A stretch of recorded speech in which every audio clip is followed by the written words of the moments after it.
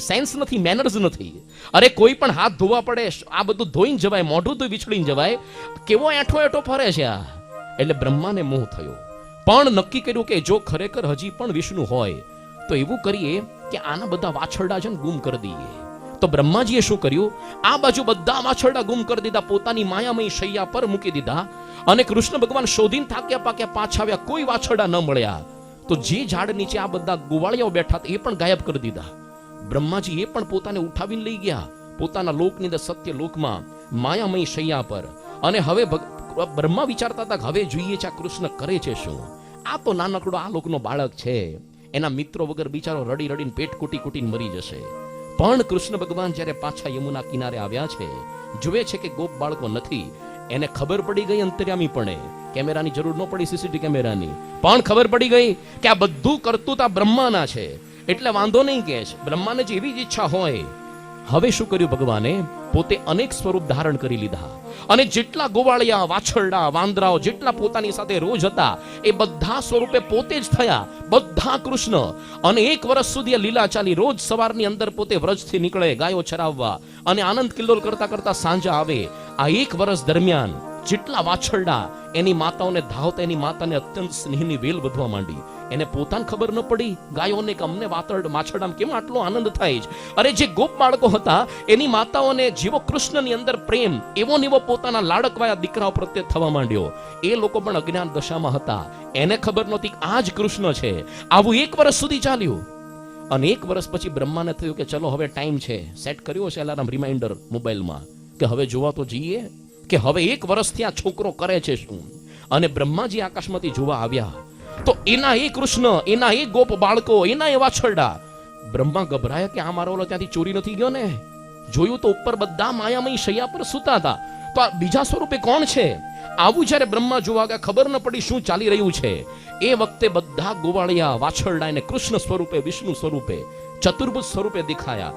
બ્રહ્મા પોતે પોતાનું અસ્તિત્વ ખોઈ બેઠા, એની સત્તાનું ભાન ભૂલી ગયા, સ્તબ્ધ થઈ ગયા. અને આ મૂંઝવણની અંદર પોતે હતા, આંખો બંધ કરી દીધી. અને પછી ભગવાને માયાનો પડદો હટાવ્યો. અને પછી જ્યારે એને આંખો ખોલી, ખબર પડી પોતા જેવો એક બ્રહ્મા નથી, અનંત કોટી બ્રહ્માંડો જ. અને અનંત કોટી બ્રહ્માંડના અનેક બ્રહ્મા બધા, એ બધા જાત જાતની બધી પૂજનની સામગ્રી લઈને કૃષ્ણ ભગવાનની સ્તુતિ કરવા માટે હાલી આવી ગયા છે. એ વખતે બ્રહ્માજીનો સંપૂર્ણ મદ, એનો અભિમાન ઓગળી ગયું. અને પોતે મુગટ નીચે મૂક્યો, હંસ પરથી નીચે ઉતરીને કૃષ્ણની સ્તુતિ કરવા લાગ્યા કે હે કૃષ્ણ, હે વિષ્ણુ, આપ તો અનાદિ પુરુષ છો, પરમાત્મા. અરે આપની પરીક્ષા લેવાની મેં ધૃષ્ટતા કરી. હું તો તમારી આગળ એક તૃણ જેવું, ઘાસના તણખલા જેવો છું. આપ જ જગતના કરતા હરતા જ. હું અંધારા, આ અભિમાનના અંધારાથી આંધળો થયો હતો. એવું માનતો હતો કે હું સમગ્ર જગતનું સર્જન કરું છું. પણ હવે મને ખબર છે કે તમે જ મહાન છો.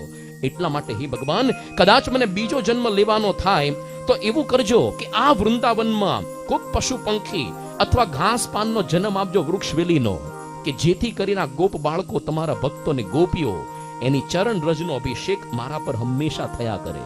અને આ ગોપ બાળકોના શું ભાગ્ય છે! અહો ભાગ્યમ નંદ ગોપ વ્રજૌકસા. અહો ભાગ્યમ નંદ ગોપ વ્રજૌકસા. યન્મિત્રમ પરમાનંદમ પૂર્ણમ બ્રહ્મ સનાતનમ. યન્મિત્રમ પરમાનંદમ પૂર્ણમ બ્રહ્મ સનાતનમ. બ્રહ્માજીએ કહ્યું કે હે ભગવાન, આ ગોપ બાળકો છે, સામાન્યને ખબર નથી, પણ એના કેવા મોટા ભાગ્ય કે તમે પુરાણ પુરુષ ભગવાન સાક્ષાત એના મિત્ર રૂપે પોતે વિચરી રહ્યા છો. એટલા માટે આ પ્રકારનો શબ્દનો મહિમા પોતે સમજ્યા. અને આ પ્રકારની લીલા બધી થઈ. બ્રહ્માને કીધું વાંધો નહીં, હવે ખબર પડી ને, પાછા ગોપ બાળકોને લઈ આવો. તરત પાછા લઈ આવ્યા. અને એ બધા સૂઈને ઉઠ્યા. અને એ વખતે કૃષ્ણ ભગવાન આવ્યા વાછરડાને પેલા શોધીને. આ લોકો બધા ઊંઘમાંથી ઉઠ્યા કે ઓહો ભગવાન, તમે ફટાફટ આવી ગયા, અમે તો હજી નાસ્તો પૂરો નથી કર્યો. એને ખબર જ નહોતી 1 વર્ષ પૂરું થઈ ગયું. આટલી સમયમાં 1 વર્ષ થઈ ગયું, એ ખબર નહોતી. ઊંઘમાંથી હમણાં ઉઠ્યા હોય કે બહુ વહેલા આવી ગયા, અમે તો નાસ્તો કરવાનું બાકી છે. ભગવાન કે હારું ચલો વાઇન્ડ અપ કરીને ઘર ભેગા થઈએ, સાંજ પડી ગઈ છે. અને સાંજે પાછા આવ્યા બધા. અને એ દિવસે વ્રજની અંદર બાળકોએ વર્ણન કર્યું પોતાની માતાઓ પાસે કે હે મૈયા, આજે તો યશોદાનો લાલો નંદ નંદન એણે બહુ જ મોટા અજગરનો વધ કર્યો. તો કેમ 5મા વર્ષે વધકરણ, કેમ 6ઠા વર્ષે વર્ણન કર્યું, એનું અહીંયા નિરૂપણ, આ બ્રહ્માનો મોહ, એનો નિવારણ, એની આખી કથા આવી. પણ બ્રહ્માને સંશય એ થયો, અઘાસુરનો વધ તો જોયો તો મોક્ષ, છતાં સંશય કે કોક બીજી લીલા જોવાની ઈચ્છા, પરચો ઈચ્છે ને પામર જાણવું. આપણા સંપ્રદાયની અંદર પરચાને કોઈ પ્રાધાન્ય જ નથી. પરચો ઈચ્છે ને પામર, નવું નવું જોવાની ઈચ્છે થાય એને, અને ભગવાનની અંદર અપૂર્ણપણું રહ્યા કરે, કલ્પના મટે નહીં. આને ભગવાન સ્વામી નિશ્ચયમાં કાચપ લખી છે. ભગવાન સ્વામીને પ્રથમના 63માં લખ્યું છે, જેને નિશ્ચયમાં કસર હોય તેને જ્યારે ભગવાનમાં કંઈક સામર્થ્ય દેખાય ત્યારે અતિશય આનંદ થાય, અને જ્યારે સામર્થ્ય ન દેખાય ત્યારે અંતર ઝાંખું થઈ જાય. તો ભગવાનની અંદર ક્યારેક ભગવાન હંમેશા ચમત્કાર સર્જવા નથી આવતા હોતા, ક્યારેક મનુષ્ય જેવા પણ મનુષ્યની જેમ થઈને રહે. પણ જ્યારે ચમત્કાર દેખાડે એ વખતે આનંદ થાય. જ્યારે આપણી જેવા ચરિત્ર કરે આપણને એવું લાગે આ તો આપણી જેવા જ છે, આપણી જેવા. જ્યારે કૃષ્ણ ભગવાને અર્જુનને આ ગીતાની અંદર 11મા સ્કંદમાં વિશ્વરૂપ દેખાડ્યું, અર્જુન સહન ન કરી શક્યો. અરે અનંત વક્ત્ર, અનેક મુખ છે અને અનંત બાહુ, અને સમગ્ર સેના ભગવાનના મુખમાં જાય, ભગવાન કોળિયો કરીને ચાવે. એણે કીધું કે હે સહસ્ર બાહો ચતુર્ભુજેન ભવ વિશ્વમૂર્તે, હે 1000 ભુજાવાળા ભગવાન, પાછા તમે જેવા લાડકા કૃષ્ણ હતા ને એવા થાવ. આપણને થાય કે ભગવાન કેમ હંમેશા ચમત્કાર, કે આ મોટું મોટું સ્વરૂપ કેમ નથી દેખાડતા. ભગવાન જો દેખાડે તો આપણને સુખ ન થાય. ભગવાન સ્વામિનારાયણને એક વખત આધારાનંદ સ્વામીએ કહ્યું, હે મહારાજ, આપણા શાસ્ત્રોમાં તો વર્ણન છે અક્ષરધામનું કે ભગવાનના એક એક રૂવાડામાં અનંત કોટી સૂર્યનો પ્રકાશ, તો તમારી સામે તો દીવો કરીએ ત્યારે તમારા દર્શન થાય, શું પ્રકાશ જેવું દેખાય છે? એટલે દેખાડી દો, આજે થોડોક પ્રકાશ દેખાડી દો. ભગવાન સાહેબ કે જો થોડોક દેખાડીશ ને તો પછી તમારીથી સહન નહીં થાય. અરે મહારાજ એવું થોડું હોય? અને છતાંય બહુ વિનંતી પછી મહારાજે થોડુંક દેખાડ્યું. આધારાનંદ સ્વામીનો સ્ક્રૂ ઢીલો થઈ ગયો, ગાંડા થઈ ગયા. 1 મહિના સુધી રૂમમાં પૂરવા પડ્યા, ત્યારે માંડ મેન્ટલ સ્થિતિ આમ લેવલમાં આવી. ભગવાન નથી દેખાડતા, બહુ સારું છે. તો આ લોકની અંદર જ્યારે ભગવાન આવે, આપણી સાથે સજાતી થવું પડે. લખ્યું છે હરિલામૃત ગ્રંથની અંદર દલપતરામ કવિએ, સ્વજાતિ સાથે સુખ થાય જેવો, વિજાતિ સાથે નવ થાય તેવો, મનુષ્ય સાથે જ મનુષ્ય થાય, ત્યારે મનુષ્ય સુખ તો પવાય. સ્વજાતિ સાથે સુખ થાય જેવો, વિજાતિ સાથે નવ થાય તેવો, મનુષ્ય સાથે જ મનુષ્ય થાય, ત્યારે મનુષ્ય સુખ તો પમાય. ભગવાન સ્વામીને પણ લખ્યું પંચાળાના 4થા વચનામૃતમાં, એ ભગવાન મનુષ્યના દેહને ધારણ કરે છે ત્યારે મનુષ્યના જેવી જ ક્રિયા કરે છે. જેમ મનુષ્યમાં કામ, ક્રોધ, લોભ, સ્વાદ, માન, સ્નેહ, મદ, મત્સર, ઈર્ષા, દ્વેષ, રાગ, મોહ, સુખ, દુઃખ, ભય, નિર્ભય, શુરતા, કાયરતા, ભૂખ, તરસ, આશા, તૃષ્ણા, નિદ્રા, પક્ષપાત, પારકું, પોતાનું, ત્યાગ, વૈરાગ્ય ઇત્યાદિ જે સ્વભાવ છે, તેમ તેવા જ એ સર્વે સ્વભાવ મનુષ્ય દેહને ભગવાન ધારે ત્યારે તેમાં જણાય છે. ટૂંકની અંદર ભગવાન જ્યારે આપણી સાથે મનુષ્ય જેવા થાય, એક્ઝેક્ટ આપણા જેવી એવી એક્ટિંગ કરે, ભલભલા ભૂલા પડી જાય. ભગવાન સ્વામી એક વખત તાત્કાલિક માણકી પર સવાર થઈને દોડતા પોતે સારંગપુરમાં આવ્યા અને જીવા ખાચાને કીધું, બાપુ અમને જલ્દી સંતાડો. કેમ? અરે અમદાવાદનો સુબો મારી પાછળ પડ્યો છે, મારી નાખશે.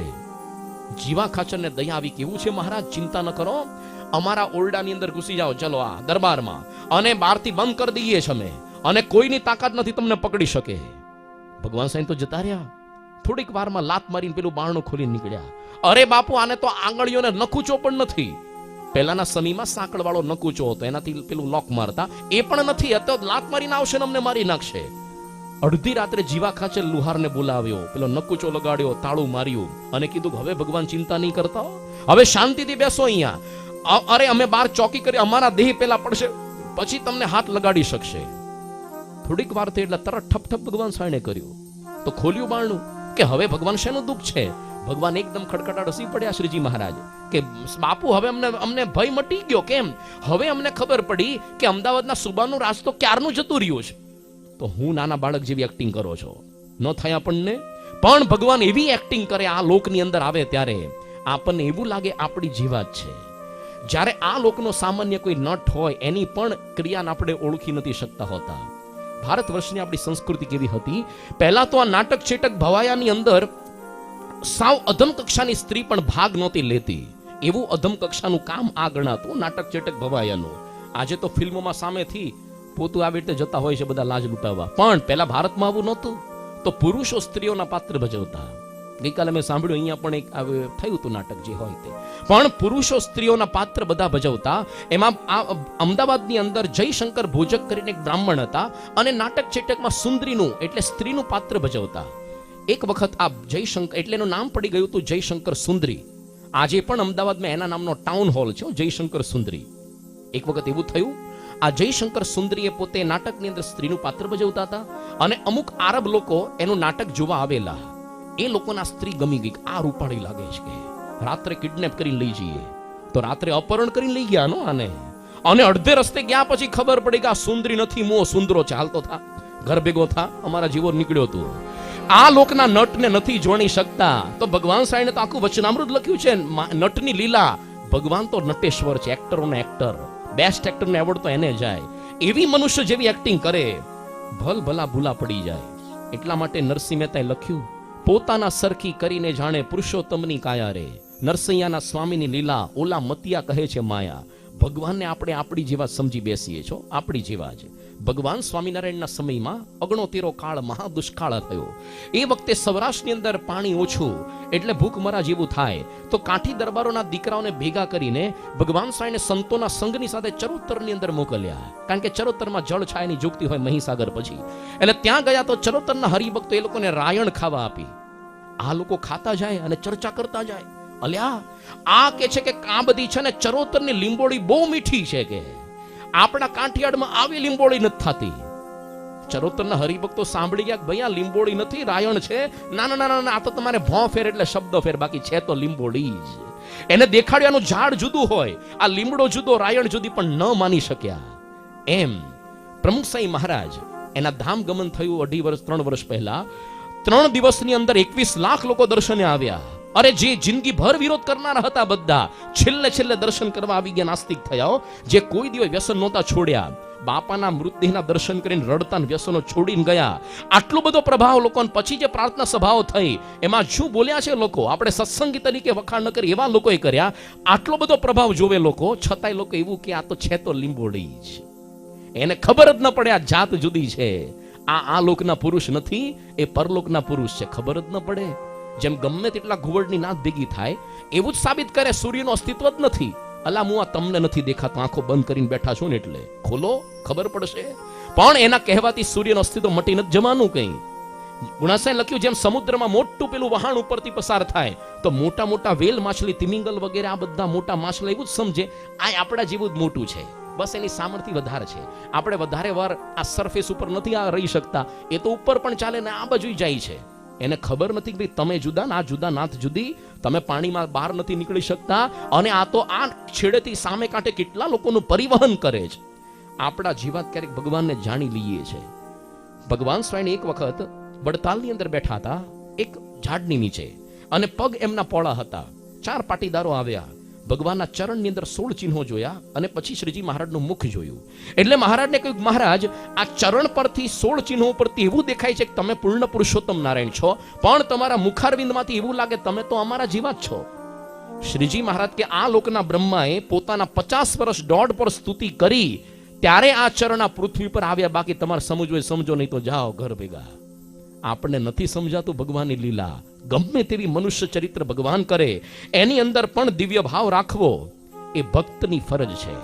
લખ્યું છે ભગવાન સ્વામીના ઉરડાના પદોમાં, મારી મૂર્તિ રે મારા લોક ભોગને મુક્ત, મારી મૂર્તિ રે મારા લોક ભોગને મુક્ત, સર્વે દિવ્ય છે રે, હે સર્વે દિવ્ય છે રે, ત્યાં તો જોયાની છે જોત, મારું ધામ છે રે અક્ષર અમૃત જેનું નામ, મારું ધામ છે રે અક્ષર અમૃત જેનું નામ, તેમાં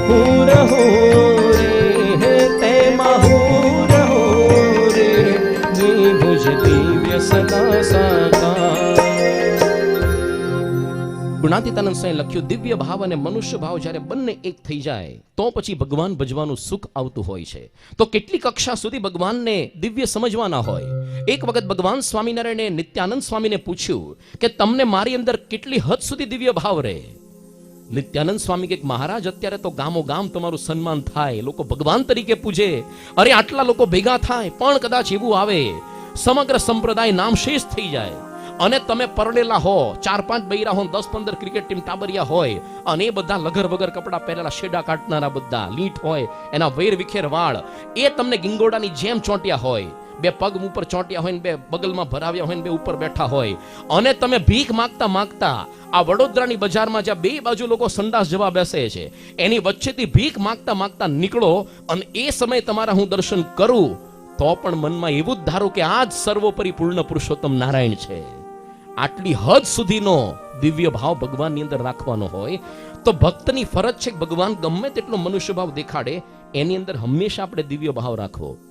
યોગીજી મહારાજને એક વખત પૂછ્યું કે શાસ્ત્રીજી મહારાજના અક્ષર તો બહુ ગરબડિયા હતા. યોગી બાપા કે ગુરુ, એના અક્ષર તો મોતીના દાણા જેવા હતા, આપણને ઉકલતા નહોતા. એક વખત યોગીજી મહારાજને કીધું, સ્વામી શાસ્ત્રીજી મહારાજને પૂરણપોળી બહુ ભાવતી, કેમ? વેડમી બહુ બનાવતા. એટલે શાસ્ત્રીજી મહારાજ જેમણે સંસ્થાની સ્થાપના કરી, પૂરણપોળી બનાવવા માસ્ટરી હતી. કેવી પોચી સોફ્ટ બનાવતા કે 10 પૂરણપોળીની થપ્પી મૂકી હોય અને અમુક હાઈટ પરથી રૂપિયાનો સિક્કો પાડો તો છેક નીચે સુધી પહોંચે, છેલ્લી પૂરણપોળી સુધી, આટલી સોફ્ટ. આપણી તો કેવી બનતી હોય છે, ક્યારેક એક જ મૂકી હોય, 2 નહીં હો, અને ઉપરથી સિક્કો નાખો, રિબાઉન્સ થઈને ડબલ ફોર્સથી ઉપર ઉછળે, એવી તો રબડ જેવી બનાવીએ છીએ આપણે. પણ એટલે કીધું સ્વામી આ શાસ્ત્રીજી મહારાજને પૂરણપોળી બહુ ભાવતી હતી, કેમ? યોગીજી મહારાજ કે ગુરુ એમને નહોતી ભાવતી, એ તો આપણને ભાવતી ને એટલે આપણને જમાડતા બનાવીને. દરેક ક્રિયાની અંદર દિવ્ય ભાવ આ ભક્તનું એક લક્ષણ છે અને કેવળ હિન્દુ ધર્મની અંદર જ આ કોન્સેપ્ટ છે. કારણ કે વિશ્વના સેમેટિક ધર્મો, ખ્રિસ્તી, યહૂદી, ઇસ્લામમાં તો ભગવાન આવતા જ નથી. હું દિવ્ય જાણવાના હોય આવતા જ નથી. આપણા ભગવાન તો એટલા દયાળુ છે, ભક્તનો પોકાર જાણીને આવે છે ને આપણી જેમ વર્તે તો જ સુખ થાય. બાકી ભગવાન જો 50 ફૂટ ને 100 ફૂટ જેટલા ઊંચા થાય તો શું સુખ આવે? આપણી જેવા થાય તો સુખ આવે આપણને. પણ એ વખતે ભગવાનને નિર્દોષ સમજવાના હોય. જેવા ભગવાનને સમજો એવા તમે થાવ. લખ્યું છે ભગવાન સાહેબ પ્રથમના 58માં, અતિશય જે મોટા પુરુષ હોય તેને જો અતિશય નિષ્કામી જાણે તો પોતે કૂતરા જેવો કામી હોય અને નિષ્કામી થાય. અને મોટા પુરુષને વિશે ક્રોધી, મોટા પુરુષને જો ક્રોધી આપણાનો ભાવ સમજે તો પોતે પણ ક્રોધી થાય ને કામી થાય. જેવા ભગવાનને સંતને સમજે એ પ્રકારનું થાય. અને સેટ પણ ભગવાનની અંદર શંકા કરો, મનુષ્ય ભાવ લાવો, સંશય આત્મા વિનિશ્ચતિ, સંશય આત્મા વિનિશ્ચતિ. લખ્યું છે ભગવાન સ્વામીને, ભગવાનની વિશે અલ્પમતીવાળા છે તે જેવા દોષ કલ્પે છે તેની બુદ્ધિમાંથી એક પણ દોષ મટવાનો નહીં. એને વાતે વાતે અવગુણ લીધા રાખે, એનું અંતર પાછું પડી જાય, વિમુખ થાય, પૂર્ણમાસીમાં ચંદ્ર જેવો હોય ને અમાવસ્યા જેવો થઈ જાય. એટલા માટે જ્યારે આજ ઉત્તર ગુજરાતના ડાંગરવાની, જતનફોઈ વગેરે બહેનો અને જ્યારે સારંગપુરની અંદર પુષ્પ દોલોત્સવના ઉત્સવ પછી એ લોકોએ ફગવા એટલે આશીર્વાદની માગણી કરી.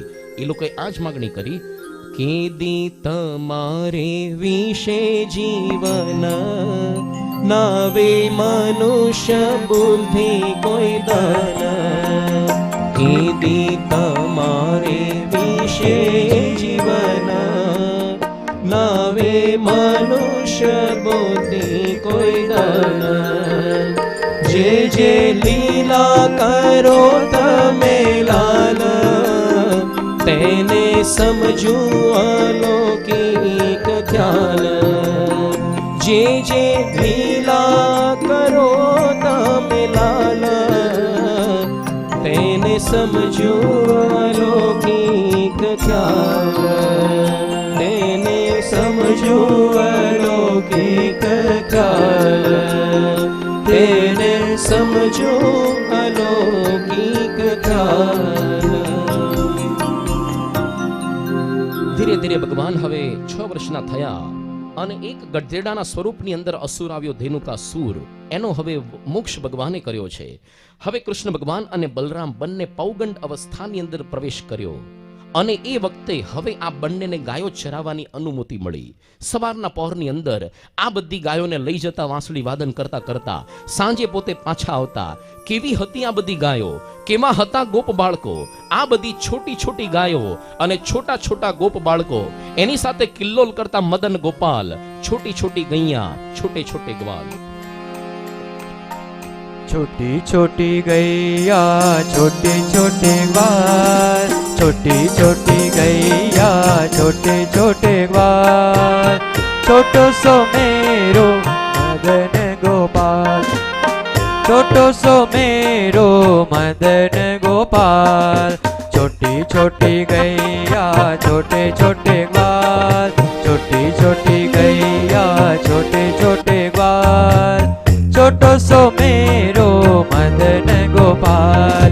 आगे आगे गैया पीछे पीछे ग्वाल, आगे आगे गैया पीछे पीछे ग्वाल, बीच में मेरो मदन गोपाल।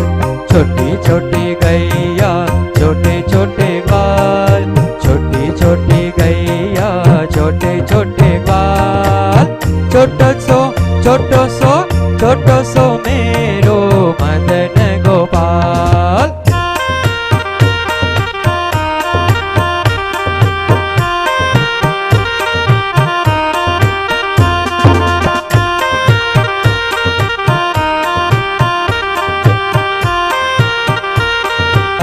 छोटो सो मेरो मदन गोपाल।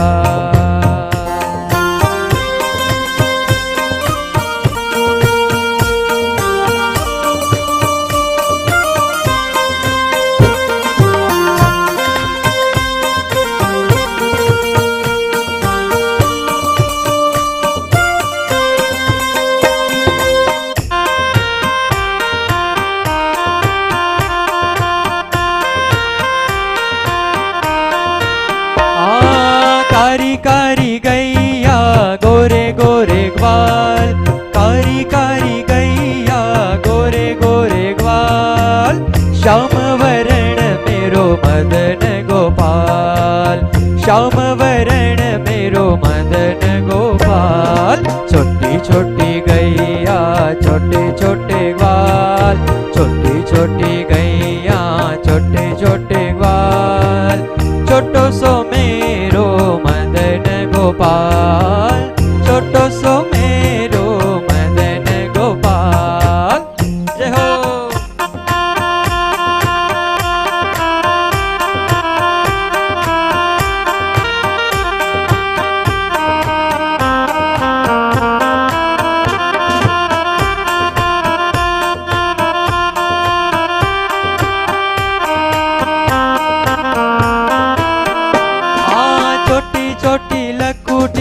छोटे छोटे हाथ, छोटी छोटी लखूटी छोटे छोटे हाथ, बंसी बजावे मेरो मदन गोपाल, बंसी बजावे मेरो मदन गोपाल।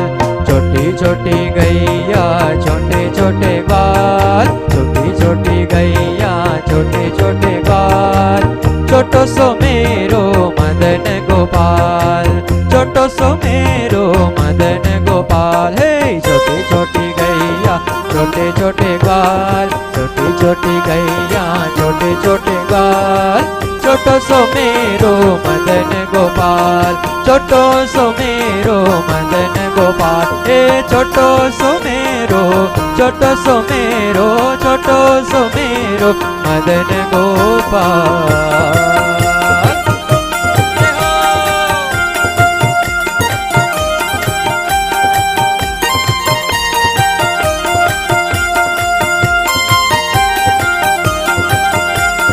घास खावे गैया दूध पीवे ग्वाल, घास खावे गैया दूध पीवे ग्वाल, माखन माखन माखन माखन माखन खावे मेरो मदन गोपाल, माखन खावे मेरो मदन गोपाल।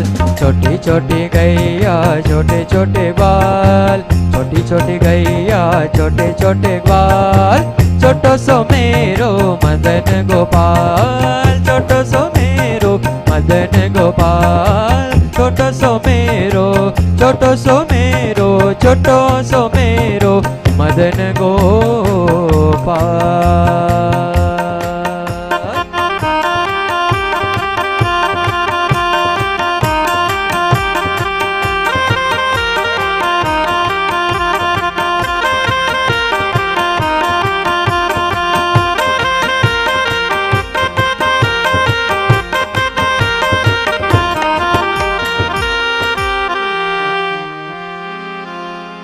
છઠ્ઠા વર્ષની અંદર કૃષ્ણ અને બલરામે પ્રવેશ કર્યો છે અને ગાયો ચરાવવાની હવે અનુમતિ મળી.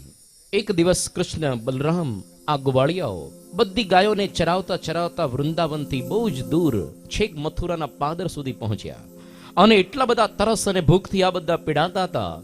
ગોવાળિયાએ શ્રી કૃષ્ણને વિનંતી કરી કે તમે ઘણા બધા ચમત્કાર બતાડો છો, તો આજે અમારી ક્ષુધા, આ ભૂખ અમારી મટે એ પ્રકારનો કંઈક તમે ઉપાય કરો. એ વખતે ગોવાળિયાને કૃષ્ણે કહ્યું છે કે હે પ્રિય મિત્રો, અહીંયાથી થોડેક દૂર આ મથુરાના પાદરની અંદર વેદવાદી બ્રાહ્મણો સ્વર્ગની કામનાથી અંગિરસ નામનો યજ્ઞ કરી રહ્યા છે અને આહુતિઓ આપે છે મારા નામની, કૃષ્ણાય સ્વાહા કૃષ્ણાય સ્વાહા. તમે એમની પાસે જજો અને વિનંતી કરજો કે જે કૃષ્ણના નામની આહુતિઓ તેઓ આપે છે તે જ કૃષ્ણ હમણાં ભૂખ્યા થયા છે, એના માટે યજ્ઞનો કંઈક પ્રસાદ ભાત વગેરે તમે કંઈક આપી દો. આ લોકો તો હોશે હોશે ગયા કે વાહ, આજે તો સુંદર પ્રસાદ ખાવા મળશે. પણ જેવા નજીક આવવા ગયા, આ બધાએ પૂછ્યું, આ બધા બ્રાહ્મણોએ, તમે કોણ છો? કે અમે તો ગોપ બાળકો, અમે પવિત્ર બ્રાહ્મણો છીએ, અમારો યજ્ઞ અબડાવશો નહીં, ભાગી જાઓ. પેલાએ કહ્યું કે જે કૃષ્ણના નામની આહુતિઓ તમે આપો છો, કૃષ્ણ સ્વાહા, એના એ જ કૃષ્ણ ભગવાન અત્યારે ગાયો ચરાવતા ભૂખ્યા થયા છે, એણે તમને તમારી પાસે મોકલ્યા છે. આ લોકોને પોતાનું જ્ઞાન, પોતાની જાતિને એવું ગર્વ હતું, એ લોકોએ ધ્યાન તો ન આપ્યું અને ગોવાળિયા પણ ન માન્યા, ગમે તેમ તમારી પાસે પ્રસાદ લઈને જ જશું. એટલે આ લોકો ખીજાયા, આ લોકોને ભગાડવા પડશે. સળગતા લાકડા લઈને મારવા દોડ્યા, જે યજ્ઞના લાકડા હતા એ જ લઈને મારવા દોડ્યા. અને આ લોકો તો મારંવાર મેરેથોન સ્પર્ધામાં ભાગ લીધો એમ દોડીને પાછા આવ્યા, મુઠ્ઠી વાળીને બિચારા. અને કૃષ્ણ ભગવાન હસવા લાગ્યા. શું થયું? અરે પ્લીઝ ભગવાન, હવે મોકલતા નહીં.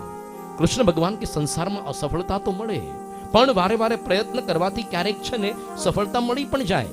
હવે એવું કરો, આ લોકોએ તમને કંઈ ન આપ્યું ને, એની પત્નીઓ પાસે જાઓ, ઋષિ પત્નીઓ પાસે. પેલા કે બાપલિયા ન જઈએ, જિંદગીમાં મોકલતા નહીં, કારણ કે આ લોકોની પાસે કંઈ મારવાનું હતું નહીં, તો સળગતા લાકડા અમારી લઈને દોડ્યા. પેલા તો રસોડામાંથી પાટલી, વેલણ, તવેથા, ચમચાના ઘા કરશે, અમારા ટોલા તૂટી જશે. કૃષ્ણ ભગવાન કે એવું નથી. આ જે ઋષિ પત્નીઓ છે એ રોજ ગોપીઓનો સમાગમ કરે છે અને એના થકી મારી ભક્તિ એના અંતરમાં ઉદય થઈ છે. કારણ કે ગોપીઓ વ્રજથી જતી હતી, ગોકુળથી માટલીની અંદર દહીં દૂધ ભરીને, અને વેચવા માટે આ મથુરાનું માર્કેટ મોટું કહેવાય ને, એને માર્કેટિંગ કરવાનું હોય. લોકોએ દહીં, લોકોએ દૂધ, પણ નહોતી બોલી શકતી. કેમ? કારણ કે વિક્રેતુ કામા કિલ ગોપ કન્યા મુરારી પાદાર પિત્ત ચિત્ત વૃત્તિ, એની ચિત્તની વૃત્તિ હંમેશા કૃષ્ણમાં લાગેલી રહેતી, હંમેશા. એટલે એવું બોલતી, લોકોય કાન, લોકોય કાન, લોકોય કાન એટલે કાનુડો. સતત સ્મરણ આનું થતું. આ ઋષિ પત્નીઓ પૂછતી, વોટ ઇઝ ધીસ કાન? આખી નવી ડેરી પ્રોડક્ટ છે, અમૂલનું નવું બટર પનીર ચીઝ છે, વોટ ઇઝ ઇટ? ત્યારે આ બધી વર્ણન કરતી કે આ તો એ મધુરી મૂર્તિ છે આ કૃષ્ણની. અરે વંશીનો નાદ કરે, અમારા હૃદય ખેંચાઈ જાય. સવારના પોરની અંદર મોર પીછ ધારણ કરીને જાય છે પોતે ગાયો ચરાવવા, એવું લાગે અમારા શરીરમાંથી પ્રાણ જતા રહ્યા. સાંજે પાછા આવે ત્યારે પ્રાણ અમારા શરીરમાં આવે છે. શું એની મધુરી મૂર્ત છે? એ વખતે વોટ્સઅપ ને યુટ્યુબ ના જમાના નહોતા, એટલે દર્શન નહોતી કરી શકતી, ફોટોગ્રાફ જોયો નહોતો એ લોકોએ. પણ વર્ણન સાંભળીને અંતરમાં બહુ તલપ લાગી હતી. કોક દિવસ તો કૃષ્ણના દર્શન કરવા. હવે બહુ જ આ લોકો એને કહ્યું, એટલે કૃષ્ણ ભગવાનની આજ્ઞા પાળીને ગોપ બાળકો ઋષિ પત્નીઓ પાસે આવ્યા અને કહ્યું કે જે કૃષ્ણના રોજ તમે આ લીલા ચરિત્રો સાંભળો છો, એ જ ભગવાન અહીંયા નજીકમાં ભૂખ્યા છે, તો તમને જે કંઈ આઈટમ તમારા ઘરમાં હોય, આવડતું હોય બનાવતા, લઈને આવો. આ બધી પોતામાં જે શ્રેષ્ઠ આવડત હતી એ પ્રકારની આઈટમો બનાવી નીકળી. એના પતિઓએ રોકી, એના ભાઈઓ કુટુંબીઓ, તમે ભરવાડને જમાડવા ન જશો, તમે પવિત્ર કુળની બ્રાહ્મણ સ્ત્રીઓ છો, અબડાઈ જશો. આ લોકો બધાનો ત્યાગ કરીને, સંસારના બંધનો ત્યાગ કરીને નીકળી. અરે એકને તો ન જવા દીધી એના પતિએ, એનું શરીર પડી ગયું ત્યાં, એનો આત્મા તો કૃષ્ણ સાથે મિલન થઈ ગયું. અને કૃષ્ણ ભગવાનની પાસે બધી આવી જમાડવા. કૃષ્ણ ભગવાને સ્વાગત કર્યું. સ્વાગતમ વો મહાભાગા. બે જગ્યાએ કૃષ્ણ ભગવાને સ્વાગત કર્યું છે. એક અહીંયા, અને બીજો જ્યારે બંસીનો નાદ કર્યો ભગવાને, વેણુનો નાદ, એ વખતે ગોપીઓ બધું ઘરબાર છોડી નીકળી. એ વખતે સ્વાગતમ વો મહાભાગા, તમે મહાભાગ્યશાળી છો. કેમ? તમને 4 બંગડી વાળી ગાડી મળી, એટલે મફતના જીઓના કાર્ડ વાપરવા મળ્યા, અમેરિકન વિઝા મળ્યા નહીં. તમે ભગવાનને પ્રાપ્ત કરી લીધા એટલે ભાગ્યશાળી. સંસારને તુચ્છ કરીને ભગવાનને પામે એ ભાગ્યશાળી કહેવાય. પછી ભગવાને કહ્યું કે વાંધો નહીં, તમારી ભક્તિ તો મેં અંગીકાર કરી, હવે પાછા ઘરે જાઓ. આ રડવા માંડી, પગની નીચે જમીન ખસી જાય, અંદર ખસી, એ પ્રકારની પરિસ્થિતિ થઈ. ભગવાન એવું ન બોલશો, આવા કઠણ વચન ન બોલશો. કેમ? અરે સંસારના બંધન તોડીને આવ્યા છીએ અમે, હવે અમારા પત્ની, ભાઈ, પુત્રો અમને નહીં સ્વીકારે. કૃષ્ણ ભગવાન કે તમારા પત્ની કે ભાઈ તો શું વાત કરો છો, સમગ્ર સંસાર તમારું સન્માન કરશે. કેમ? એ લોકો તમારી સામે સેટ પણ દોષ દ્રષ્ટિ નહીં કરી શકે, કારણ કે હવે તમે બધી મારી થઈ ગઈ છો. જે ભગવાનનો થાય એની આખી લોક પૂજા કરે. અરે નરસિંહ મહેતા જેને જીવતા હતા બધા લોકો તિરસ્કાર જ કરતા, નાતબાર કરેલા એને. અત્યારે બધા નરસિંહ મહેતા કરે. શું શબરીબાઈમાં રૂપ હતું? એ સ્પોર્ટ સ્ટાર હતા, કોઈ પોતે ફિલ્મમાં કામ કરતા? કશું જ નહીં, ભીલડી અભણ બાય. આજે તો શબરીના નામની સ્કૂલો હોય, ઇંગ્લિશ મીડિયમ સ્કૂલ. એને તો ગુજરાતી નતું આવડતું, કશું નતું આવડતું એને. આજે સુરતમાં એના નામે ટેક્સટાઇલ માર્કેટ, એની પાસે સરખા કપડાં પહેરવાના નહીં હોય. જે ભગવાનનો થાય એ સમગ્ર વિશ્વનો થાય. બાકી તમારા પરિવારના ખાલી થશો, બૈરા છોકરાના કોઈના ન થાવ. એ ભવિષ્યમાં તમને યાદ ન રાખે. મર્યા પછી રાજી થાય કે સારું મુઓ ગયો, લખે ખરું ખાલી ખોટું છાપામાં ફૂલ ગયું ફોરમ રહી. મનમાં એવું હોય, ઝાડ ગયું જગ્યા થઈ. એટલે કીધું ભગવાને કે હે તમે બધી મારી થઈ ગઈ છો તો તમારું સમગ્ર સંસાર સન્માન કરશે. દેવીઓ પાછી જાઓ. આ બાજુ બ્રાહ્મણોએ મીટિંગ કરી કે ચલો મારી વાલી પત્નીઓ આપણી બધી ભાગી ગઈ છો પૂછ્યા વગર. આ બ્રાહ્મણને પેલી ભરવાડને જમાડી દીધા ને અભડાઈ ગઈ કહેવાય. લિસ્ટ બનાવો, નાતબાર કરો કે ને. હવે એના હાથનું ન જમાય, આપણે અભડાઈ જઈશું. લિસ્ટ બના બેઠા આખા ગામની ભેગી થઈ. હવે આટલો હોલસેલ નવો ફાલ લાવો ક્યાંથી? કોમ્પ્રોમાઇઝ કરો, સમાધાન કરો. હવે એ બધી અબડાઈ ગઈ કહેવાય. એટલે આપણે હવે એના હાથનું ભોજન નહીં જમીએ. એવું કરશું, ઘરમાં સંબંધ તો રાખવો પડશે ને. આપણે રાંધીને ખવડાવશું, ભલે મફતનું બેઠી બેઠી ખાતી. યોગીજી મહારાજ કહેતા આજે પણ આ મથુરાની અંદર તમે જાઓ તો આ સિસ્ટમ ચાલે છે. આજે પણ આ બધા ચોબાઓ કે પંડાઓ હજી રાંધે છે પોતે, અને એની પંડણો કે ચોબણો એ બેઠી બેઠી શાંતિથી હિંડોળા ખાટે હિંચકતી એક વખત ખાલી પ્રગટ કૃષ્ણને જમાડી દીધા, કાયમ માટે રાંધવાનું મટ્યું. બાકી આજકાલ કોઈ સ્ત્રીને કાયમ રાંધવાનું મટે? સાસુને એટલી આજકાલ રાહત હોય કે નવી વહુ પરણીને આવશે ને મારા દીકરાની રાંધશે. તમને લાગે આજકાલની વહુ રાંધે? એને તો પૈસા કમાવા છે, એને તો જોબ કરવી છે, સ્ત્રી સમાન હક ભોગવવા છે. આજે તો લગ્ન પહેલા સાસુ શરત મૂક્યો, જામ મારી દીકરીને રાંધતા નહીં આવડે, લગ્ન કરવા હોય કરે તો હાલતો થા, ન છૂટકે કરવા પડે, હોટલમાં લઈ જવી પડશે, અને વર્ષે એક ફોરેન ટૂર મરાવી પડશે, અને મકાન હોવું જોશે શહેરમાં. આવી પ્રકારની શરતો હોય. 4 બંગડી વાળી ગાડી ઘરમાં હોવી જોશે. આ પ્રકારનું છે. એટલા માટે પછી તો આ બધાને હજી કાયમ રાંધવાનું મટી ગયું. પણ પછી જે બ્રાહ્મણોને પશ્ચાતાપ થયો, અરે આ જે પત્નીઓ સામાન્ય ગણીએ છે, આપણે વેદ વાંચવાનો અધિકાર નથી આપતા, એ પણ ભગવાનના ચરણની શ્રુતિઓ બની ગઈ, ભગવાને ઓળખી ગઈ. અને આપણું બ્રાહ્મણત્વને ધિક્કાર, આપણી વિદ્યાને ધિક્કાર, આપણે પ્રગટ કૃષ્ણને ન ઓળખી શક્યા. દિગ્જન્મ દિગ ન સ્ત્રી વૃદ્ધ વિદ્યામ દિગ્વ્રતમ દિગ બહુગ્નતામ દિક્કુલમ દિક્રિયાદાક્ષમ વિમુખાયે તુ અધોક્ષજે. કે અમારા જન્મને એટલે બ્રાહ્મણત્વને ધિક્કાર છે. આ સ્ત્રી વૃદ્ધ એટલે કે અમારી જે આ બધી આ જનોઈને પણ ધિક્કાર છે. અમારી વિદ્યાને ધિક્કાર, વ્રતને બધું જાણવા કરવાને ધિક્કાર છે, કુળને ધિક્કાર, આ બહુ કર્મકાંડ જાણીએ છીએ એને પણ ધિક્કાર. કેમ? કારણ કે અધોક્ષ જે વિમુખાહા, એ ભગવાનથી વિમુખ થઈ ગયા. ભગવાનથી તમે વિમુખ થાવ, પ્રગટને ઓળખી ન શકો, એનો કોઈ જ અર્થ હોતો નથી. આના ઉપર સરસ મજાનું વાક્ય લખ્યું છે સાર સિદ્ધિ ગ્રંથમાં કડિયો નિષ્કુળાન સ્વામીએ. પ્રગટ ભજી ઋષિ પતની, પ્રગટ ભજી ઋષિ પતની, પરોક્ષ ભજ્યા ઋષિરાય. ઋષિ પત્નીએ હરિ રાજી કર્યા, ઋષિ રહ્યા પરિતાપમાયા.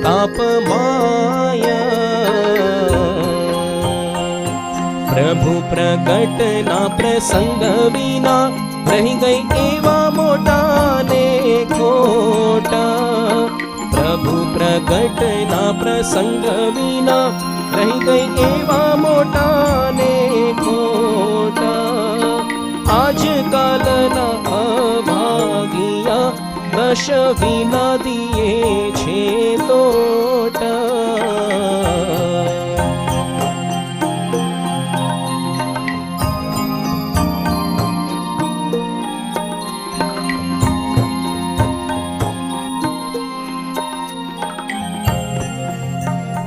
પ્રગટની ભક્તિ એ જ લેખે લાગે છે, બાકી પરોક્ષથી કોઈ કાર્ય સરતું નથી. કારણ કે બાળ્યા વગરની ભક્તિ કરવી, કયે ઠેકાણે જાવું, અટકળના ફાતિયામાં શું ચોળીને ખાવું. પણ મોટે ભાગે લોકની અંદર પરોક્ષ પ્રિયા ઈવહી માનવાહ, મનુષ્યોને કેવળ પરોક્ષની જ ભક્તિ પસંદ છે, પ્રગટની ભક્તિમાં બહુ પ્રતીતિ આવતી નથી. જ્યારે ભગવાન શ્રી રામ પ્રગટ હતા, આ લોકના કોઈ માણસો નહોતા ઓળખી શક્યા. બધાને આતંકવાદી રાવણ નડતો તો, મોસ્ટ વોન્ટેડ હતો એ વખતે, અને બધાને ખબર હતી કે 2 જણા ઇનિશિયેટિવ લીધો છે એની સામે યુદ્ધ કરવા. કોઈ આ લોકના માણસે મદદ ન કરી. કોણે સેતુ બાંધ્યો? વાંદરાઓને રીછડાઓએ સેતુ બાંધ્યો, એટલે એ લોકોનું કલ્યાણ કર્યું. કોઈ માણસો ન ઓળખી શક્યા. કૃષ્ણ ભગવાનના સમયમાં ફક્ત 13.5 આટલા જ હરિભક્તો, 13 આખા, અક્રૂર અડધો. કેમ? ભગત ખરો, પણ સ્યમંતક મણીના પ્રસંગમાં ખોટું બોલ્યો, મારી પાસે નથી. પ્રગટ હોય ત્યારે કોઈ ન જાણે રમાપતિની રીત, હરિકૃપાથી હરિજન જાણે ને જગતો આંધળું ભીંત. આંધળું ભીંત તો કેવું? નિંદા કરવા માંડે એવું. કહે ગોવિંદરામ પછી તો સૌ વખાણે, પ્રગટ હોય ત્યારે કોઈ ન જાણે. તમે જો જ્યારે નાગ પાંચમનો દિવસ આવે, લોકો ઘરની અંદર નાગ દેવતાનો ફોટો લઈ આવે. વધારે કંઈક પૈસાનો વેત હોય તો પેલા ધાતુના નાગ દેવતા લઈ આવે, ફેણવાળા નાગ દેવતા ઘરમાં લાવે અને આરતી કરે, થાળ કરે, ચાંદલા કરે, પૂજન કરે. પણ એમાંથી નાગ દેવતા ફેણ માંડે તો સાચુકલા તો લાકડી લઈને મારવા જાય ને. ભીતે ભોયંગ કાઢી તલ જારે ને પૂજી લાગે પાય. પણ પ્રગટ ભોયંગ જો દેખે તો મૂર્ખ મારવા જાય. તે મૂર્ખ મારવા જાય તો પાપી, અને ભીતે તો પૂજે છે થાપી. કહે ગોવિંદરામ પ્રગટને મારે, અને ભીતે ભોયંગ કાઢી તલ જારે. મોટે ભાગે પરોક્ષની જ ભક્તિ આપણને પ્રિય હોય છે. અને આ લોકની અંદર પણ કોક સમર્થ મહાપુરુષ હોય, રાજકીય ક્ષેત્રમાં, સામાજિક ક્ષેત્રમાં કે ધાર્મિક ક્ષેત્રમાં, એની હયાતીમાં એટલો મહિમા નથી સમજતા, લોકો ગાળો ભાંડે. એના ધામ ગમન પછી મહિમા સમજે બહુ સારા હતા. આવું ઘણી વખત થાય. સરદાર પટેલના ધામ ગમન પછી 41 વર્ષ પછી ભારત રત્નનો એવોર્ડ પ્રાપ્ત થયો.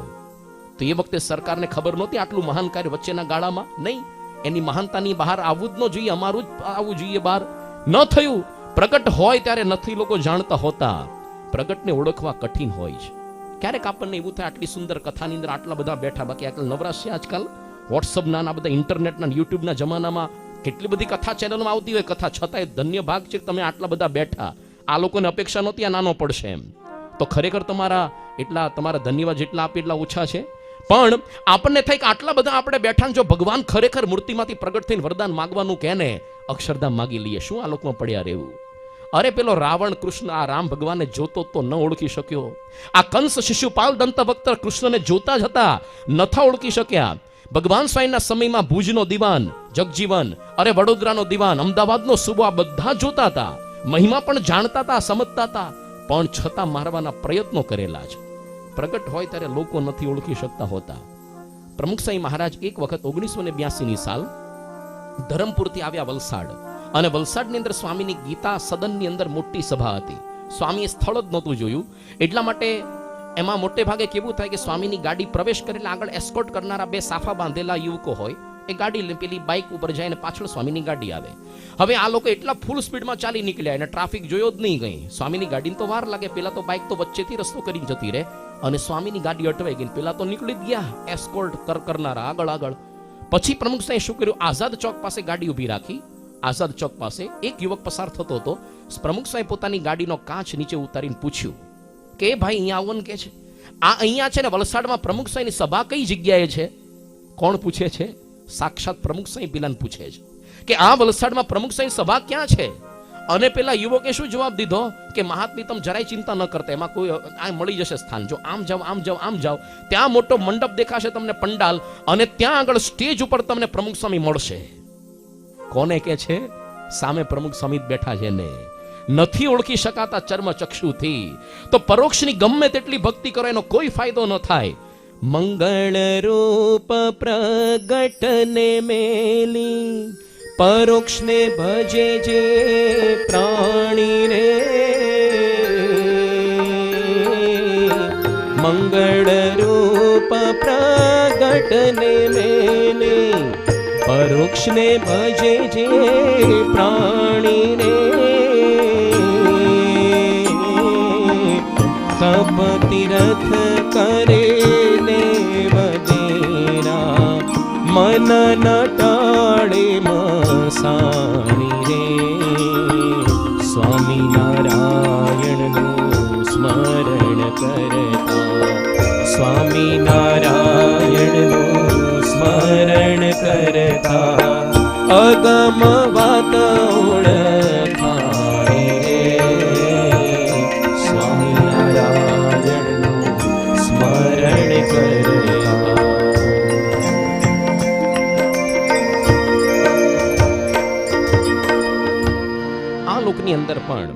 કંઈક કાર્યની સિદ્ધિ માટે પ્રગટ વસ્તુની જરૂર પડે, એમ નામ ન થાય. જો અંધારું રાત્રે થાય ને આપણે સૂર્યનારાયણનો ફોટો ઘરમાં રાખીને થાળ આરતી કરીએ, અરે કદાચ વિડીયો લઈ આવીએ વિડીયો, પણ તો પણ જ્યાં સુધી પ્રગટ સૂર્ય ઉદય ન થાય ત્યાં સુધી અજવાળું થતું હોતું નથી. જેવી રીતે આપણી પાસે અત્યંત કકડીને ભૂખ લાગી હોય પણ અને આપણે કદાચ અન્નકૂટનો ફોટો નહીં વિડીયો, મીઠાઈની દુકાનનો કદાચ વિડીયો તમે જુઓ, એનાથી ભૂખ ન ભાંગે. ભલે 2 દિવસ જૂનો બાજરાનો રોટલો છાશ હોય, પ્રગટ હોય, એના થકી ભૂખ ભાંગતી હોય છે. એટલા માટે આચાર્ય વિહારીલાલજી મહારાજે પોતાના પદમાં લખ્યું છે, વિવેકી પ્રાણી કર વિચાર મુક્તિ પામવા, વિવેકી પ્રાણી કર વિચાર મુક્તિ પામવા, મુક્તિ પામવા સુખેથી ધામમાં જવા, મુક્તિ પામવા સુખેથી ધામમાં જવા, વિવેકી પ્રાણી કર વિચાર મુક્તિ પામવા, પ્રગટ પ્રાણી કર વિચાર મુક્તિ પામવા, પ્રગટ અગ્નિથી બને રસોઈ તો નવી, અંધકાર જાય પ્રગટ થાય જોરવી, પ્રગટ અગ્નિથી બને રસોઈ તો નવી, અંધકાર જાય પ્રગટ થાય જોરવી. પ્રગટ જો અગ્નિ હોય તો જ નવી રસોઈ બને. અને એવી જ રીતે અંધકાર ક્યારે જાય? જો પ્રગટ સૂર્ય ઉદય થાય તો. આગળ લખે છે, રસોઈ કરવી હોય અડદ વડા તો પ્રગટ વસ્તુની જરૂર પડે.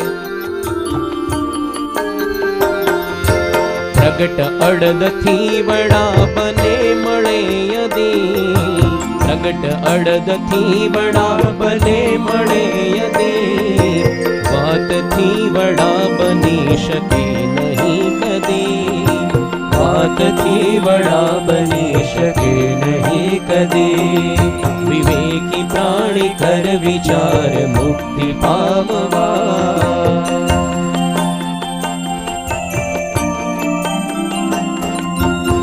તમારે ઘરની અંદર જો વડા બનાવવાના હોય તો પ્રગટ અડદ અને દહીંની જરૂર પડે. મેળવણથી વડા બને, વાતોના વડા ન બને. એક વખત એક નવી ઘરની અંદર નવી વહુ પરણીને આવ્યા અને એના પતિએ કહ્યું થોડા દિવસમાં, જો તને રસ રોટલી આવડે છે ને, આપણા ઘરની અંદર અઠવાડિયા પછી 15 મહેમાન આવશે તો તમને લાવી દઈએ આ કેરી, તું રસ રોટલી બનાવ. પેલી બિચારા ગરીબ ઘરની હતી, જિંદગીમાં રસ રોટલી જોઈ જ નહોતી, પણ એને થયું નવા હોઈએ, ના પાડી ઇમ્પ્રેશન કેવી ખરાબ થાય. એટલે પહેલા ઇમ્પ્રેશન સારી પાડવી. અમુક દિવસ પછી સાસુની સામે શિંગડા ભરાવાય, પહેલા તો બહુ ડાયા ડમરા રહેવાય, આવું એના મનમાં હતું. એટલે એને કીધું નાના બધું આવડે છે મને, ચલો લાવી આપો.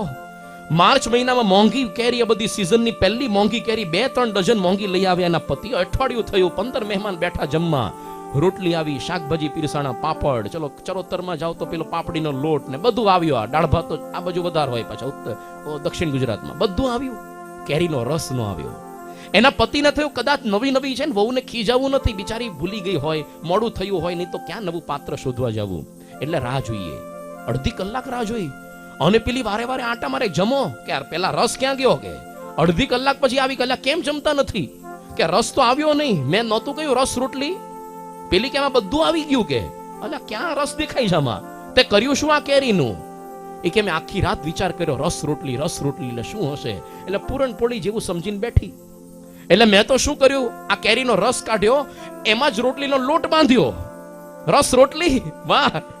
એનો ધણી કે નહોતી ખબર તો પૂછ્યા હતું ને બાજુમાં, છાની માની. પણ વાતોના વડા ન બને, બનાવવા ખાલી સાંભળીને રસોઈ ન બનાવાય. નહીં તો બન્યા પછી નામકરણ કરવું પડે કે હવે આના ઢોકળા કેવા, ખમણ કેવા, હવે આને બટેટા પૌવા કેવા, વઘારેલી ખીચડી કેવી, હવે થેપલું કેવું, પરોઠું, પછી નામકરણ, નવી આઈટમનું સંશોધન થાય. તો જેવી રીતે પ્રગટ અડદ અને આ પ્રગટ દહીં આ ભેગા મળે તો જ વડા બને, વાતોના ન બને. એમ હવે આગળ વિહારીલાલજી મહારાજ કહે છે, તેમ પ્રગટ સંત પ્રગટ શ્રી હરિ મળે, તેમ પ્રગટ સંત પ્રગટ શ્રી હરિ મળે, જન્મને મરણ તણું દુઃખ તોટડે, જન્મને મરણ તણું દુઃખ તોટડે, વિવેકી પ્રાણી કર વિચાર મુક્તિ પામવા, વિવેકી પ્રાણી કર વિચાર મુક્તિ પામવા.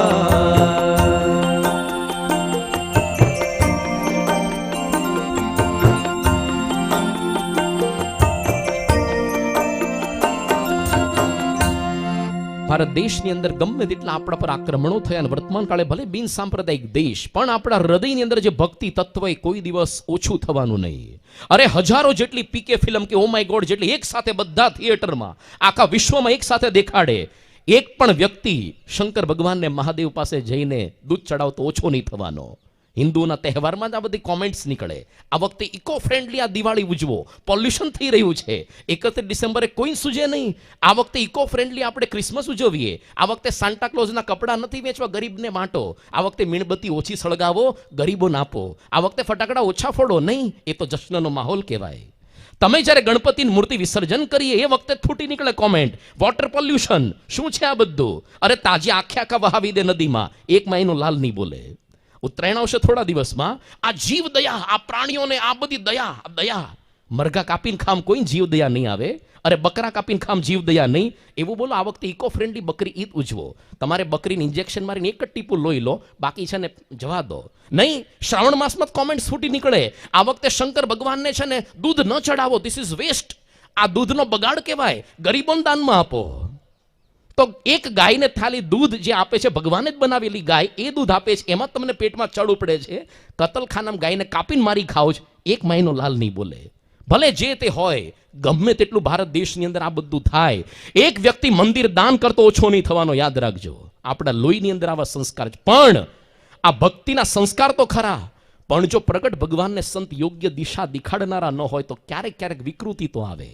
વિકૃતિ આવે ખરી. ભક્તિ કરીએ છીએ આપણે, નથી કરતા એવું નહીં, પણ વિકૃતિ. જો થોડા દિવસોની અંદર આ શિવરાત્રીનો ઉત્સવ આવશે, શંકર ભગવાનના પાક્કા ભક્તો ભેગા થઈને શું કરશે? ભાંગ પીશે. કેમ? શંકર દાદાએ પીધી હતી ને એટલે. શંકર ભગવાને તો ઝેરી પીધું, પીવો ને. ના, હી ઇઝ ગ્રેટ, શંકર દાદા ઇઝ ગ્રેટ. એ એમની રીતે ને આપણે આપણી રીતે કરાય. પીવો જાઓ. ઝેર પચાવવાની દાનત હોય ને, એની એટલી હેસિયત હોય તો પછી ભાંગ પીજો. નહીં, આપણને જે ગમે એ કરવાનું. અરે જન્માષ્ટમીનો તહેવાર આવે, કૃષ્ણ ભગવાનના પાક્કા ભક્તો ભેગા થઈને શું કરશે? પત્તા ટીચે. પૂછો કે કેમ આ દિવસે? કે આખું વર્ષ નથી રમતા હો સ્વામી, આ તો પવિત્ર દિવસ કહેવાય ને એટલે રમીએ છીએ. અરે કૃષ્ણ ભગવાનની હાજરીમાં જુગાર રમ્યા પાંડવો, તોય નથી બચાવ્યા. લખ્યું છે અધર્મના નાશ માટે પેદા થવું જ. એ જ દિવસે તમે ભેગા થઈને અધર્મ કરો છો અને આપણને સ્વામિનારાયણ વાળાને કે તમે કૃષ્ણ નથી માનતા. અરે બીએપીએસ સંસ્થાનો એક નાનો છોકરો હોય, નાનો 8-10 વર્ષનો, એ પણ 12 વાગ્યા સુધી ઉપવાસ કરે, રાત્રે 9 થી 10 ભજન કરીએ, સ્પેશિયલ પ્રોગ્રામ સભા, અને તમે લોકો પત્તા ટીચો અને આપણને કહો તમે કૃષ્ણ નથી માનતા. તો તમારી જેમ પત્તા ટીચવાના ને. હવે એ જન્માષ્ટમીનો ઉત્સવ પૂરો થાય એટલે ગણપતિ દાદાનો આવે, ગણપતિ બાપા મોરિયા, ગામડે ગામડે પધરાવે. ખોટું નથી, સારું છે.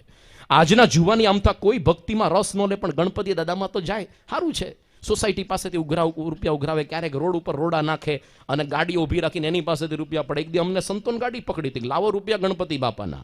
મેં કીધું મારા તારે અડધોડ તો ખિસ્સામાં નાખવા, લાય મંદિરમાં આપી દે. મંદિરમાં જમા કરી દીધા જેટલા ભેગા કર્યા હતા બધા.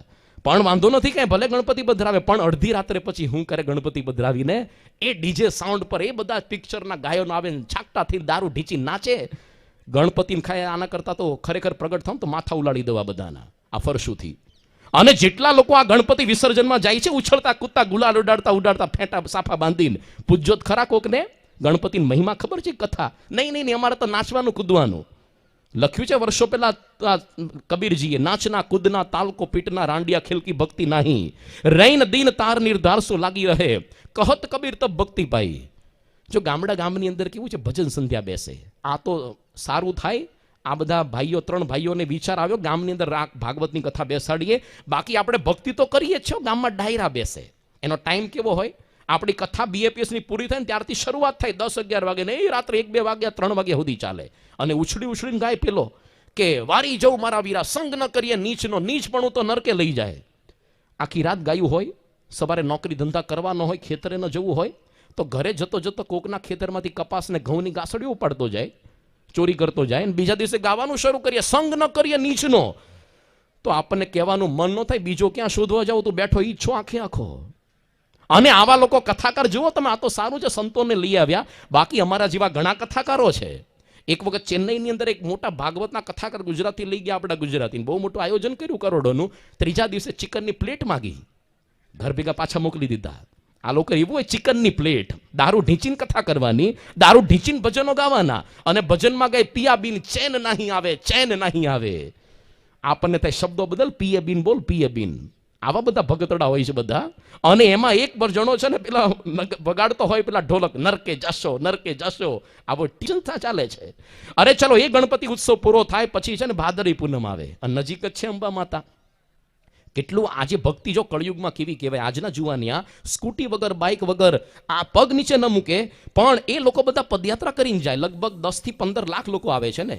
આગલા 10 દિવસોમાં ગુજરાતનો એક પણ સ્ટેટ હાઈવે, નેશનલ હાઈવે ખાલી ન હોય. કોક ધજા લઈને અંબાજી માતાને ત્યાં જતું ન હોય. સારું છે, ખોટું નથી આ બધું, પણ વિકૃતિની ખાલી વાત કરીએ, જે નથી ન્યુસન્સ કરવાનું એ. ગુજરાતની અંદર સર્વેક્ષણ પ્રમાણે આજ ભાદરવી પૂનમના આગલા 10 દિવસોમાં સૌથી વધારે દારૂ ગુજરાતમાં આ જ દિવસોમાં પીવાય છે. કે પાકિસ્તાન વાળા નથી પી જતા, નથી બીજા રાજ્યો વાળા, વેટ સ્ટેટ્સ વાળા ડ્રાય સ્ટેટમાં નથી પી જતા. પણ શું ભક્તિ કરીએ છીએ આપણે? પ્રગટ સંત ન હોય તો કોઈ ભક્તિની સાચી રીત ન દેખાડે. યાદ રાખજો, પોતપોતાની રીતે મન સવાદે માળા ફેરવે, ગળા સવાદે ગાય, કોઈ કોઈને પૂછે નહીં કલ્યાણ કેમ થાય. પ્રમુખ સાંઈ મહારાજ એક વખત પરદેશમાં એક સુરતી હરિભક્તના ઘરે ગયા. હરિભક્ત નહોતા પણ પરોક્ષના, અને સુરત બાજુના, મૂળ કાઠિયાવાડથી ગયેલા નહીં પણ સુરતના.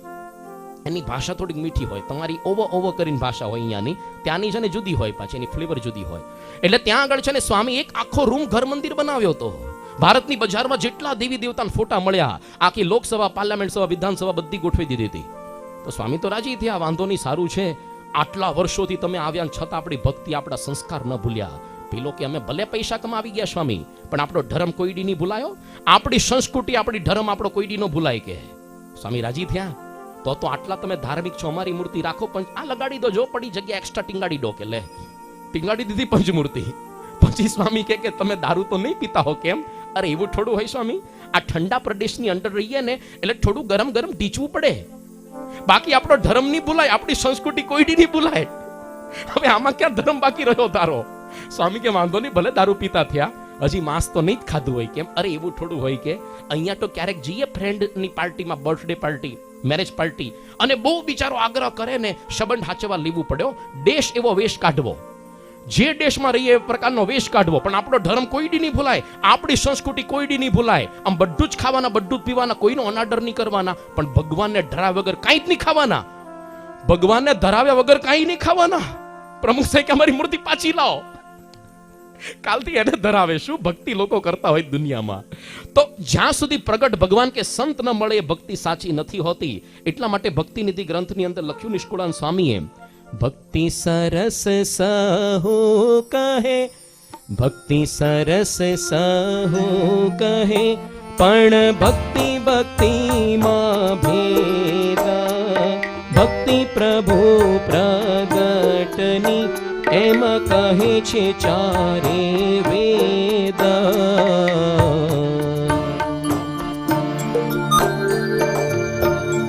કે દુનિયાની અંદર ભક્તિ તો અપાર કરે છે, પણ જ્યાં સુધી પ્રગટ ભગવાન કે સંત ન મળે ત્યાં સુધી ભક્તિ લેખે નથી લાગતી.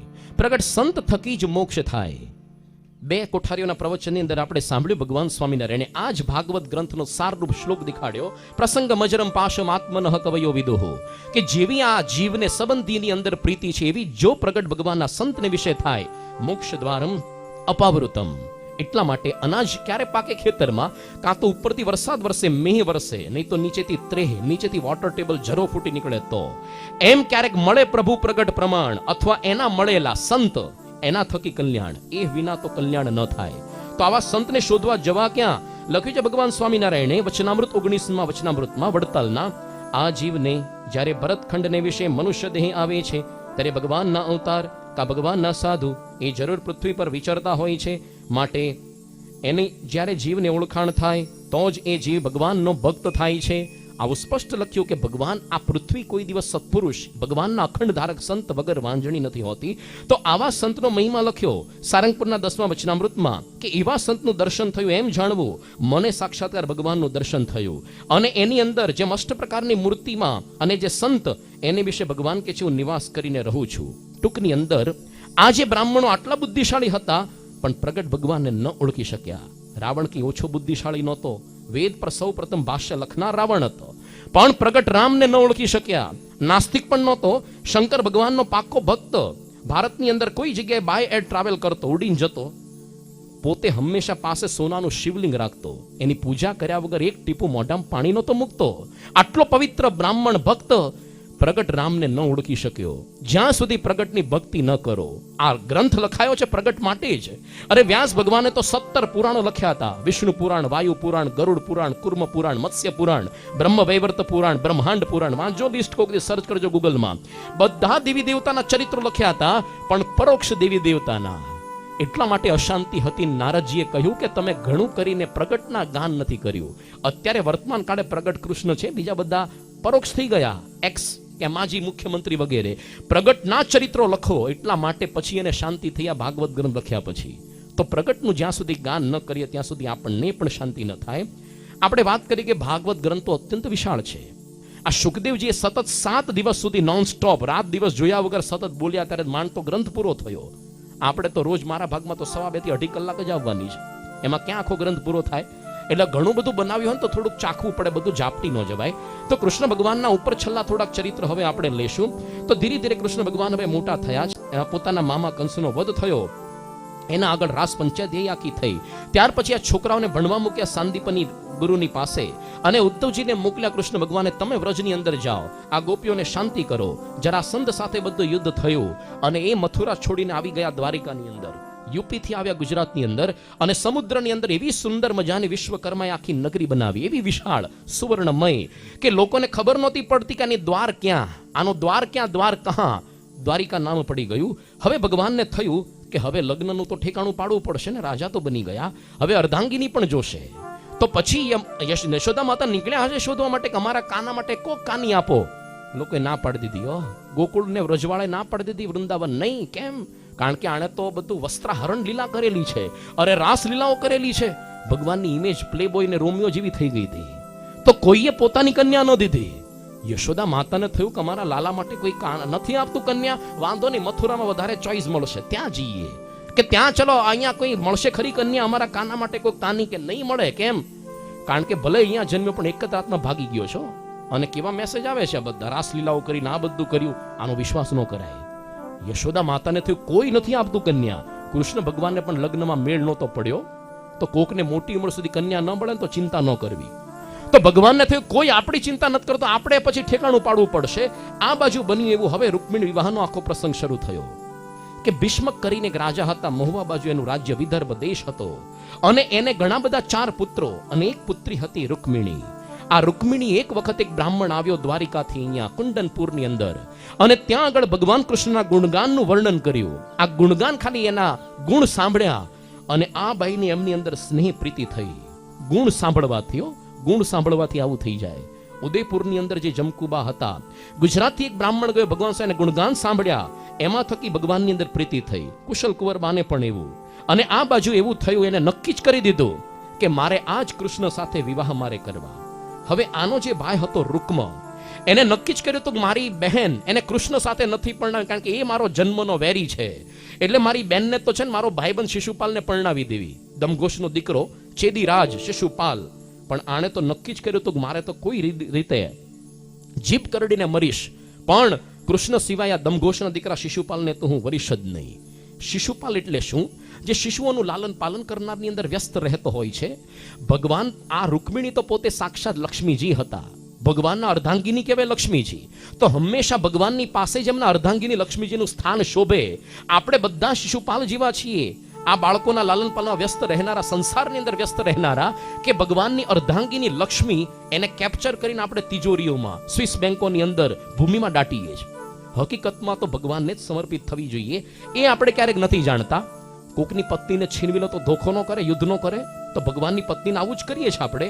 રૂકમિણીની જરાય ઈચ્છા નહોતી, છતાંય એના બધા સંબંધીઓને ઈચ્છા હતી કે આને શિશુપાલની સાથે જ પરણાવી. ભગવાનની સાથે પરણાવી એવું કોઈને ગમતું નહોતું.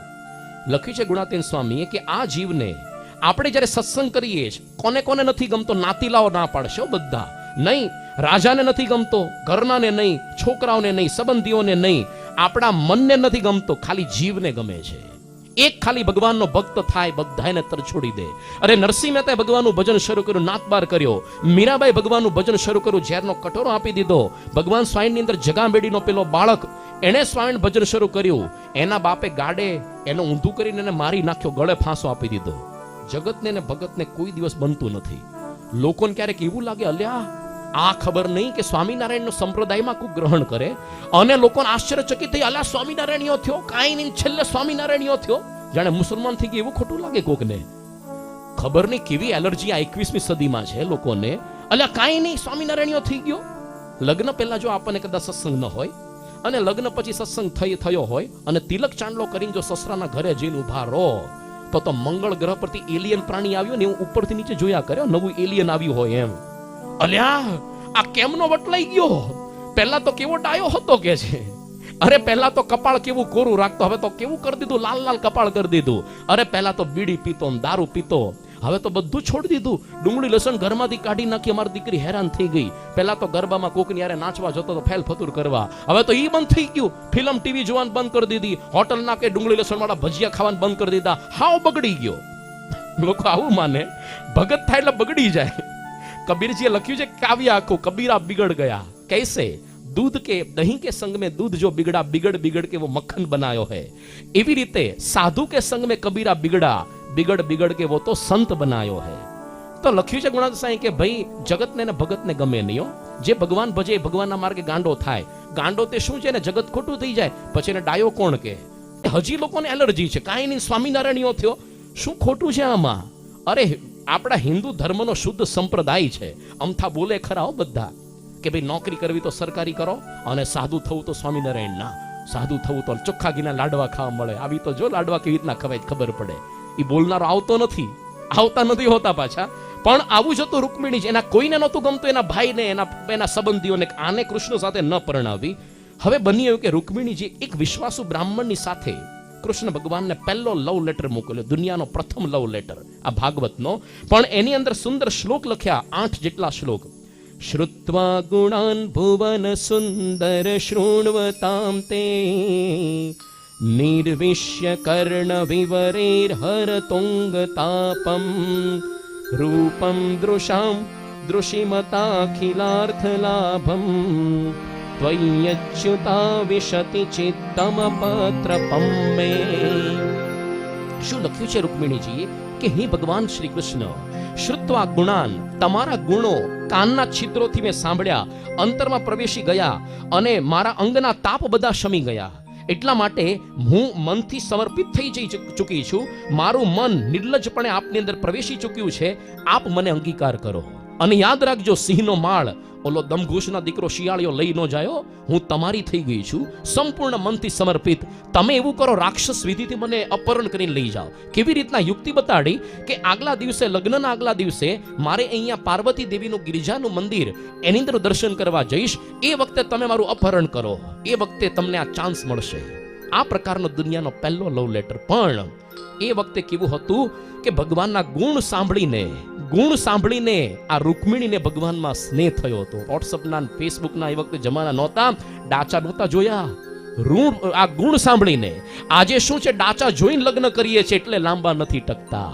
ગુણ જોઈને લગ્ન કરવાના હોય, ડાચા જોઈને નહીં. બાકી કહે છે સંતો ઘણી વખત પેલા કોલેજની અંદર તો ચંદ્રમુખી લાગે આજના જુવાને, ચંદ્રમુખી. અને કેટલી તો શાયરીઓ લખે, ગઝલ લખે, જીઓના કાર્ડ આપી રાખે સામેના પક્ષમાં, એટલે કલાક મફતની વાતો થાય. એવી બધી સરસ વાતો બધી કરે.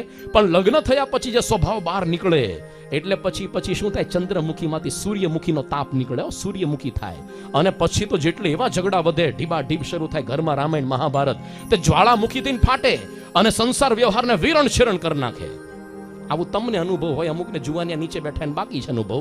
એટલા માટે જ કહ્યું છે કે દુનિયામાં બધા પુરુષ મૂર્ખ નથી હોતા, અમુક કુંવારા પણ હોય છે. દરેક પુરુષ મૂર્ખ નથી હોતા, કુંવારા પણ હોય છે. કારણ કે કુંવારા હોય, લગ્નવાળા બંનેને પ્રશ્ન છે, બંનેને કે ઈચ્છા એને કેવી છે કે મારે તાજમહલ તો બાંધવો જ છે, પણ કુંવારાને પ્રશ્ન એ છે કે મને છે ને કોઈ મુમતાઝ મહલ નથી મળતી. અને પરણેલાને એ પ્રશ્ન છે કે મારે તાજમહલ બાંધવો છે, પણ મારી મુમતાઝ મહલ મળતી જ નથી. મરે તો તાજમહલ બાંધું કે નહીં.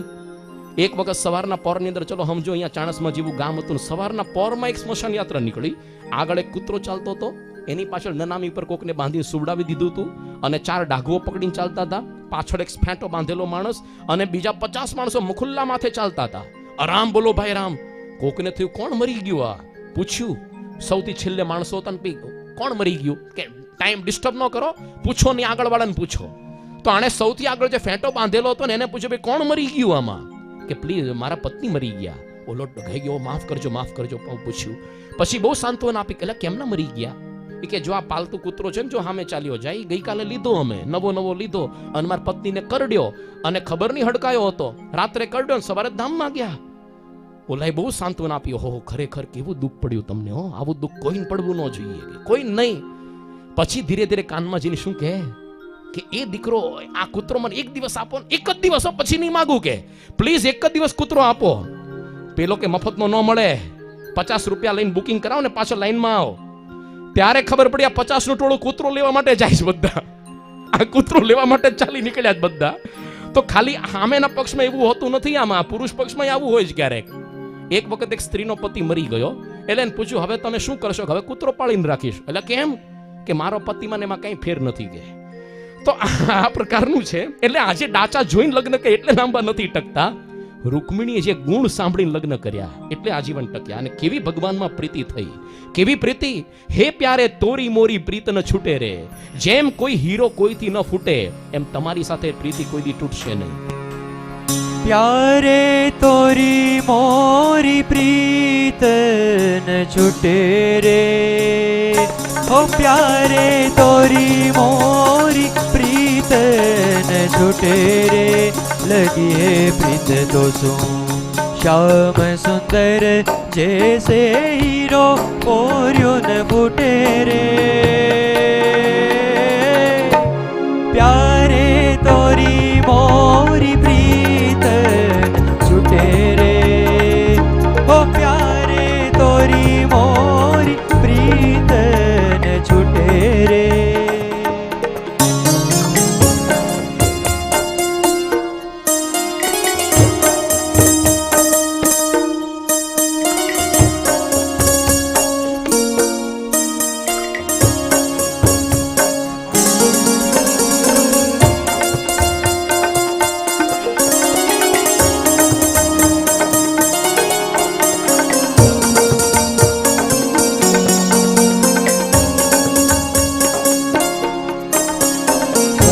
સમજી વિચારી પ્યારે તો શું જોરી.